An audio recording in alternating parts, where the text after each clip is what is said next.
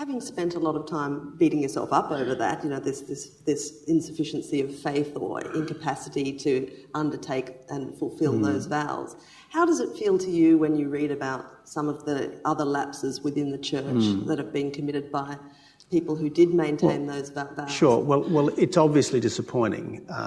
I mean, it is always disappointing when people in positions of authority and responsibility don't live up to their calling, whatever that calling might be.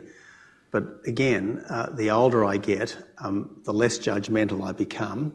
I started off being quite judgmental, as so many young people are, but as time goes by, I am much less judgmental, and that doesn't mean that there isn't right or wrong. Of course there's right or wrong, but nearly always we can understand why people get themselves into difficult positions, and I just think we need to show a level of human compassion, even if we think what's happened is absolutely outrageous.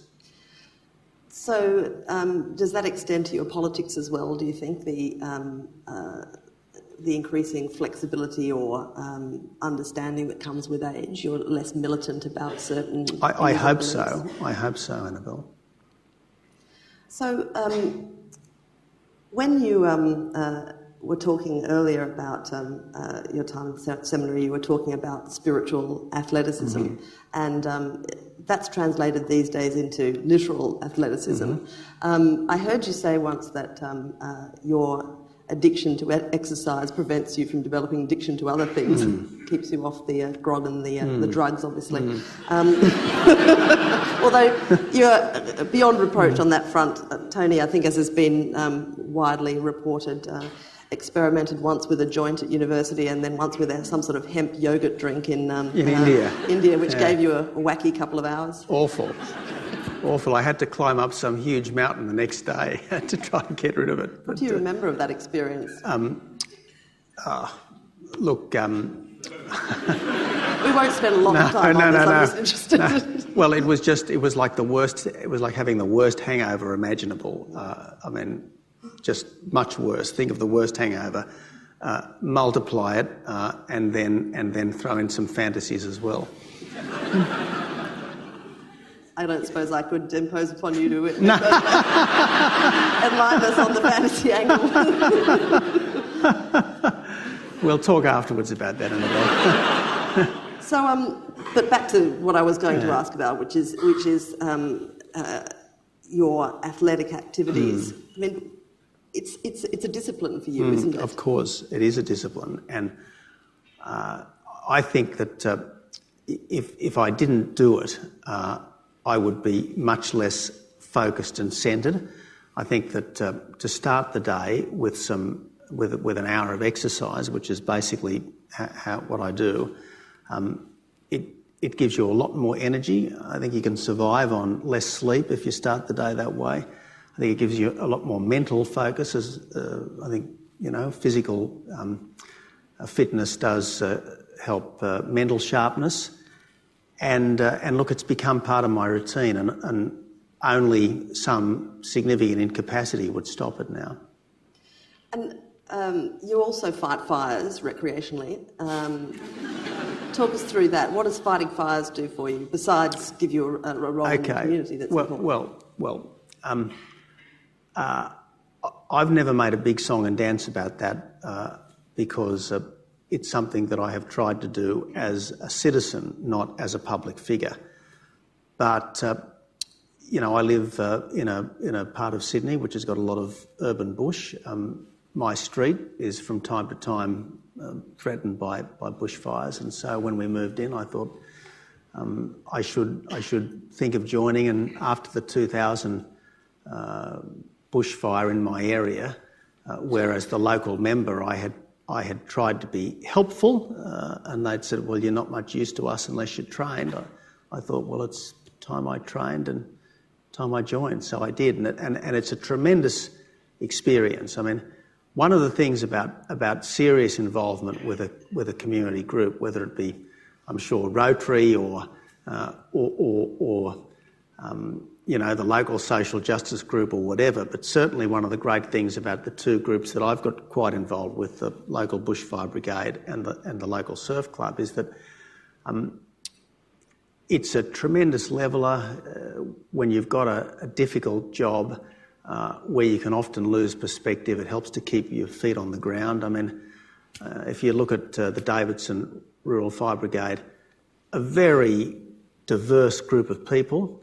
If you look at the deputy captains in the brigade, some of them extremely successful in business, some quite otherwise ordinary people, a bit like the officers of the Australian Army during wartime. I mean, they come from very interesting and, in many cases, quite modest backgrounds, and yet all with very admirable gifts of leadership. And the interesting thing, Annabel, was that the first time I ran as to be a deputy captain in the brigade, I lost, and I was beaten by a motor mechanic. And I thought, isn't it fantastic that in Australia motor mechanics beat cabinet ministers when it comes to popularity and competence at certain things?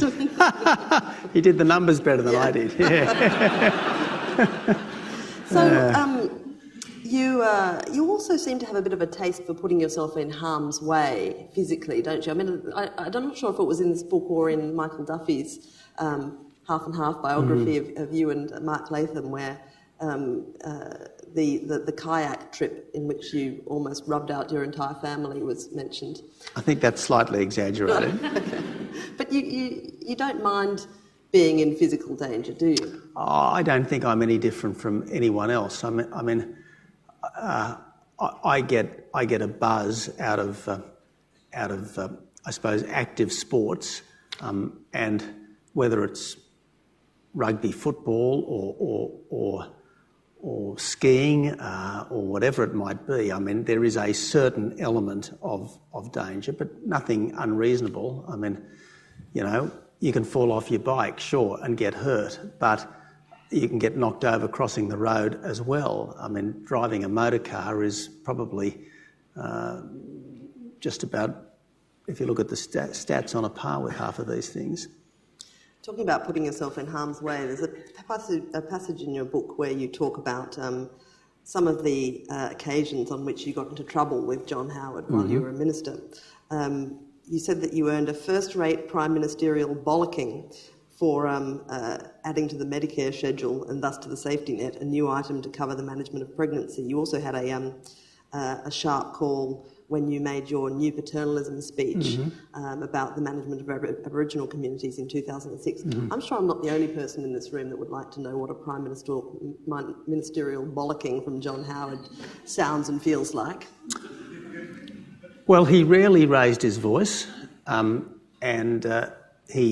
he never used what would normally be described as bad language, but he would make it absolutely unambiguously clear that you had made the government's life more difficult, you had made his life more difficult, and that you had let the side down. And if you had the kind of personal respect and admiration for Howard that I've always had, that was very powerful. I mean, Alexander Downer once commented to me after the horrible business at APEC that,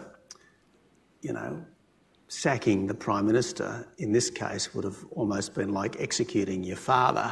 That's how much all of us thought of John Howard. And if you've let down your parents, you normally feel pretty bad. No matter how bolshy you might be to their face, you normally do feel pretty bad. And I think there were elements of that with John. You did spend a lot of time as a minister trying his patience, though, didn't you? You had a lot of ideas that you would often speak about publicly and then have to be hauled into line. Your keenness for welfare reform and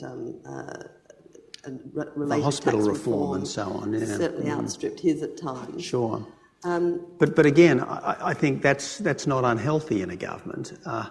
And some of the rebukes I received from John when he was Prime Minister, I think were more pro forma rebukes than real rebukes. Look, you've annoyed a colleague, therefore I've got to rebuke you. But to be honest, I think it's just as well that we've got someone out there thinking these things. He indulged you. Yeah, well, maybe I was teacher's pet, as befits the philosophical love child. But, don't mention that to Bronwyn. Yeah. She had her DNA is there too. That was the original remark, wasn't it, that you were the ideological love child of John Howard and Bronwyn. When did you make that remark? I mean, it was a joke. Jokes are always difficult in politics, as you know. Yeah. Yes, these remarks live on. Everything lives on these days, right, yeah. doesn't it? And I was interested to read the passages in the book where you talk about changing your mind, because it's kind of a rare thing in politics these days, isn't it? To be upfront about that. It's hard. It's a hard thing to do, and now that every indiscretion, every comment that you've ever made can be whistled up in 20 seconds on YouTube, you know, an election campaign where we can, at the touch of a button, enjoy the televisual feast of Kevin Rudd eating his earwax. I mean, nothing is ever thrown away, is it? And so the pressure on a politician to be entirely consistent over his or her entire career is getting heavier and heavier. And politicians should change their mind if circumstances change. I think it's always a terrible problem when a politician appears to abandon a value, but there's no reason why you shouldn't change your mind. And to take the celebrated case of paid parental leave, I don't think my values have changed at all, but thinking this through and talking to more people about their experience of this, starting with my own family and then with my own colleagues, I came to the view that if you were fair income about families and about mothers, well, you had to do something for modern families and modern mothers rather than just hearken to a more traditional pattern. So that's why I changed my view. If, on the other hand, you go around saying that climate change is the greatest moral challenge of our time for very long, and then dump the policy that's to deal with climate change, I think that's much more of a problem. You had a couple of changes of mind on climate change as well. Well, but I had never said this was the greatest moral challenge of our time. No, you didn't. And I had always been. And look, I think the environment is incredibly important. I mean, we've only got one planet. And I think almost certainly humanity is having some impact on climate. I mean, it would be hard for us not to have an impact on climate given our numbers and the fragility of the environment. But I was never entirely convinced, A, that carbon dioxide was quite the villain that some people said, and B, that therefore the only important thing was reducing it. I mean, I think we had to A, be aware of the counterpoint to the so-called scientific consensus, and B, even if the scientific consensus was absolutely right, we had to consider the prudence in practice of reductions. And the point I often made in public and in private was that what's the good in Australia reducing its own emissions, particularly at the cost of our economy and jobs, if other countries don't? And the whole thing looks like an exercise in sort of futility, doesn't it? Do you think that... Moral vanity almost, environmental version of moral vanity. Do you think that that's what Kevin Rudd's been guilty of moral vanity?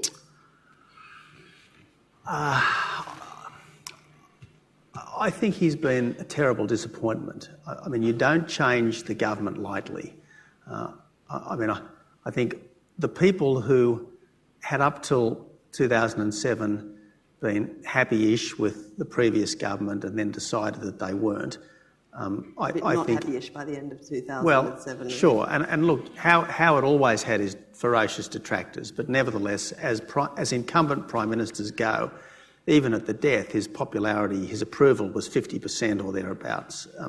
So he was not especially unpopular, even at the death. So I don't think people made that change in a spirit of punishment so much. I think they made that change in a sense that this guy looks okay, let's give him a go.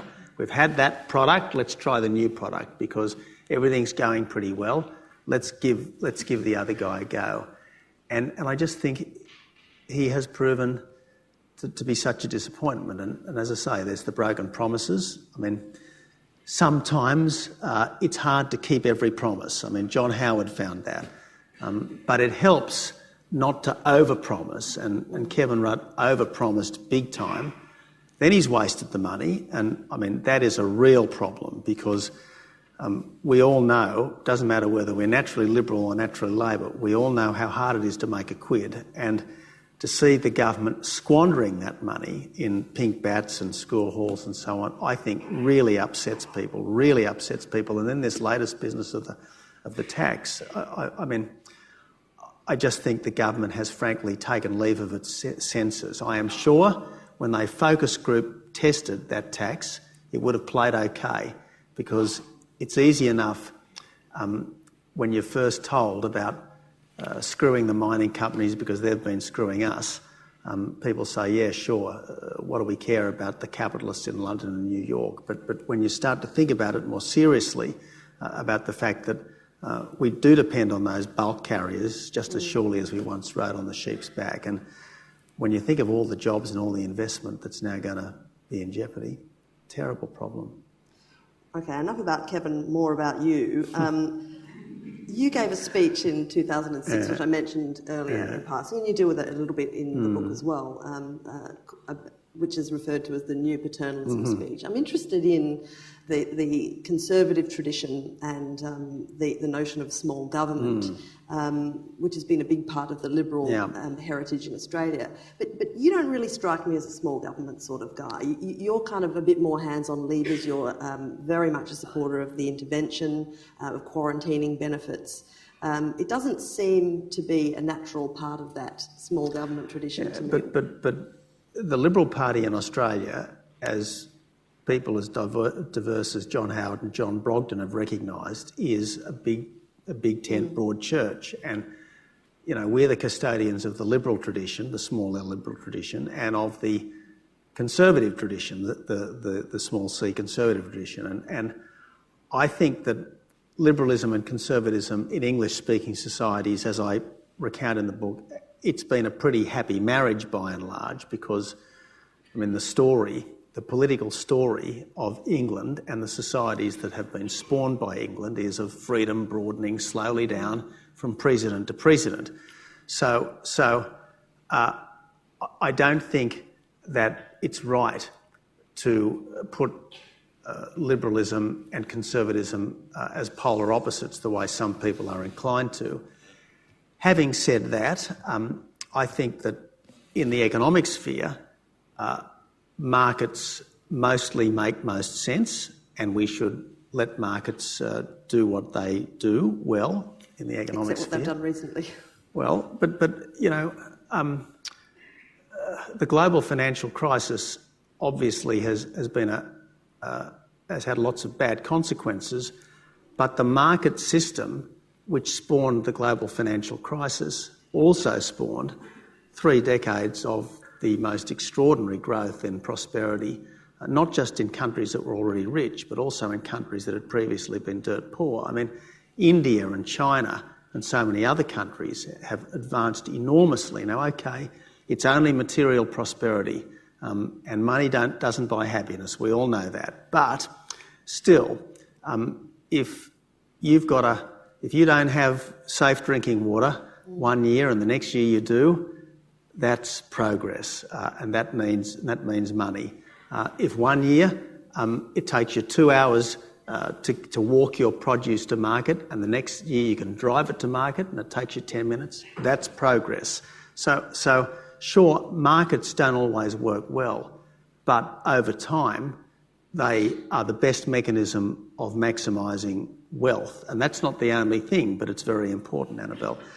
But in other areas, you've got to do other things, and plainly, if you're going to have a universal health system, the market won't deliver that. I mean, you can use a market in its delivery, but the market will not ordain a universal health system.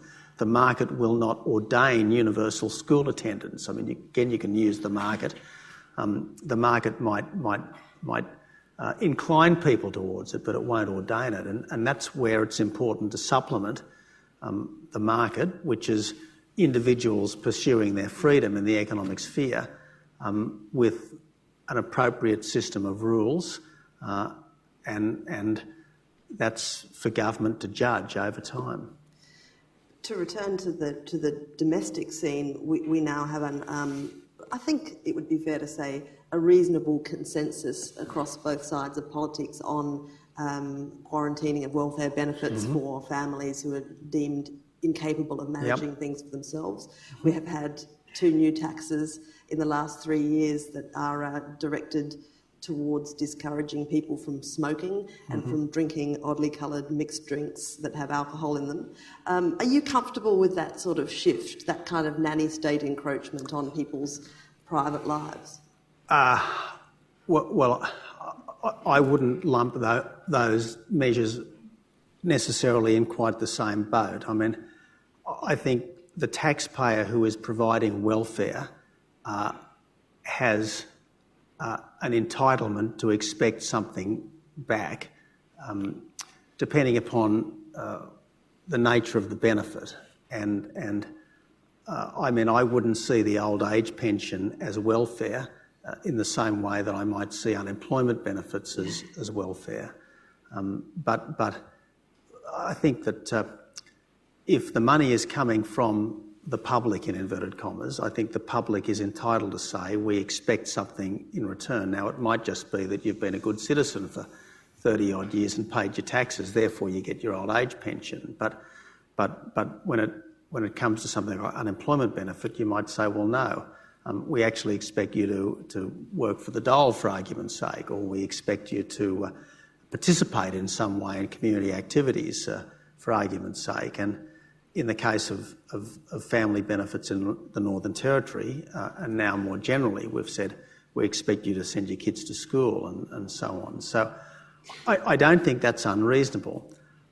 Similarly, I don't think it's unreasonable to put higher taxes on things the consumption of which are not especially good for you, like alcohol and cigarettes. But I wouldn't say that taxing smoking is an illustration of the nanny state in the same way that I would say banning advertising of McDonald's at 6 p.m. in the evening would be. I mean, I think that there are big degrees of difference here. Do I like the nanny state? Of course not. Put that way. Do I think that government is entitled to try to encourage certain behaviours and discourage others? Up to a point, of course. I want to ask you now about another area that you cover in your book, which is your experience, that odd Shakespearean period of your life where a child that you thought was roaming around somewhere appeared to have been found holding a boom mic in front of your face.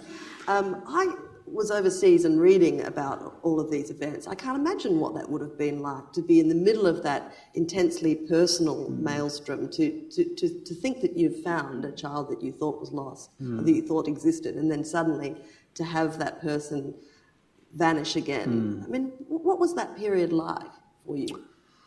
Well, it was really an absolute emotional roller coaster, as you can imagine, Annabel.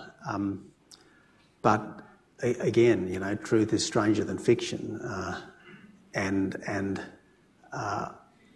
it was very unsettling because something which had been a part of my sense of self turned out not to be so. Having said that, Daniel is a good guy, and it was a pleasure to get to know him a bit. And his mother, terrific human being, and one of the really special people who I've had the privilege to meet.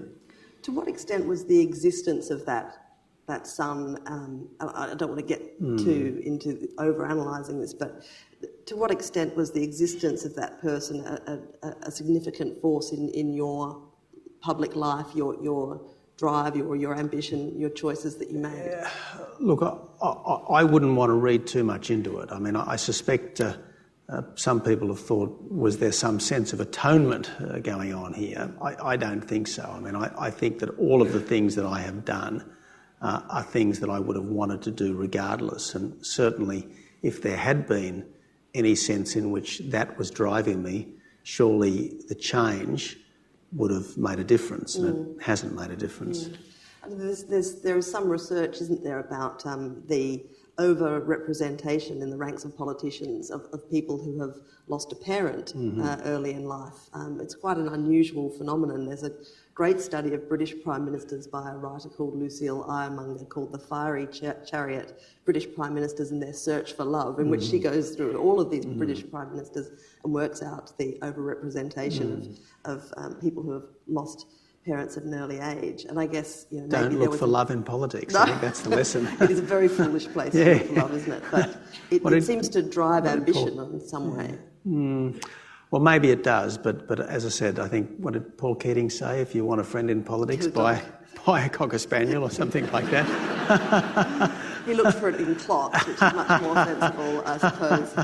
Listen, I want to know, you said that writing the book was a risk, and I think writing books is risky. Thinking is risky too in politics, and so is talking is risky. Breathing leads to death eventually. Are you sad that speaking frankly is something that can get you into so much terrible trouble in politics? Look, I'm sad about the trouble, but I'm not sad about the speaking frankly, if you know what I mean, Annabel. I think that the great thing about being in public life, being in Parliament, is that your words and your deeds are taken seriously, and that is tremendously gratifying. It really is. This is the great adrenaline charge of politics, is that you are on a great stage, and that's a real buzz if you're that kind of a person. So I think it's terrific that politicians' words are taken seriously, but if you make a mistake, the penalties are pretty severe, and that's an argument for trying not to make a mistake. And we should have politicians who don't make too many mistakes. Some mistakes are inevitable, but the less you make them, the better our country will be. I think that's probably a good place to leave it, Tony Abbott. I would really like to thank you for coming along today and making so much of your time available. I think that Tony is a unique politician in many ways in Australian politics, but what I respect most about Tony is his ability and his preparedness to get into trouble. I think a lot of politicians are chickens, and whatever you are, Tony, you are not a chicken, and I think that you're worth your weight in gold as a result. Thank you for writing the book, and thanks for coming here today to talk to us. Thanks, Emma.